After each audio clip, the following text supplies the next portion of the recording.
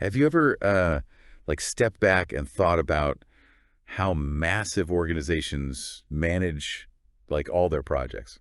It's mind-boggling, right? Yeah. Juggling so many things at once without, well, everything just falling apart. Maybe you're dealing with that right now in your own work, or maybe you're just curious about how they make it work. Well, today we're going to dig into that, like the strategic choices behind how organizations structure themselves when they've got a ton of projects on their plate. We'll be looking at some of the insights from Project Management for Project Managers by Orlando Casabon. And the big question we're tackling is, when does it make sense to go with a matrix organization? A matrix organization. Sounds kind of complicated when you put it like that. What's that actually look like in the real world? Imagine it kind of like a web, right? Where people actually report to, more than one manager. So you've got your functional manager, the person who's responsible for your specific skill set, like let's say the head of engineering. But then you also report to like project managers for the specific projects you're working on. So you could have someone contributing their expertise to a bunch of different initiatives all at the same time. Oh, that's interesting. So instead of like a traditional top-down hierarchy for each project, you've got folks plugged into different teams as they're needed. What's the main advantage of doing things that way? Why add that extra layer of reporting? The biggest thing is it's all about efficiency. How do you use your specialized talent in the best way possible? Let's say you're a marketing agency with a couple of like really killer graphic designers. Right. Now, if every project had its own dedicated designer, some of them might end up sitting around, right, not having enough to do all the time. Makes sense.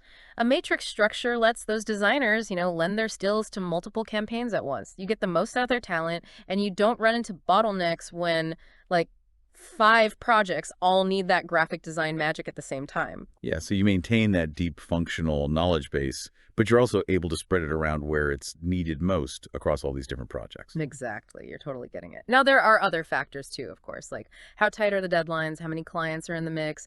Those things are definitely important for managing individual projects. But when it comes to deciding on a matrix structure, the real driving force, the thing that really tips the scales, is the sheer number of projects happening all at the same time. Interesting. So while a critical deadline is going to impact how you manage a specific project, it's that volume, that huge number of projects that really pushes you toward this matrix model to begin with.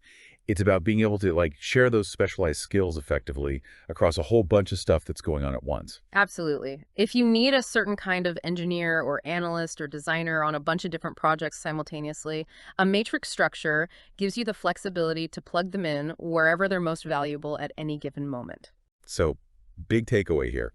If you see an organization juggling a ton of projects and they've got people with like really specific in-demand skills, chances are they're probably using a matrix structure to keep things running smoothly by sharing that talent around. Exactly. And that brings up an interesting thought. Think about the organizations, even just from the outside looking in.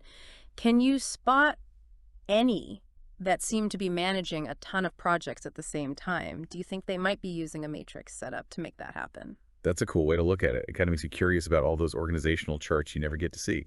For a deeper dive into this and other key project management concepts, we highly recommend checking out Project Management for Project Managers by Orlando Casabon.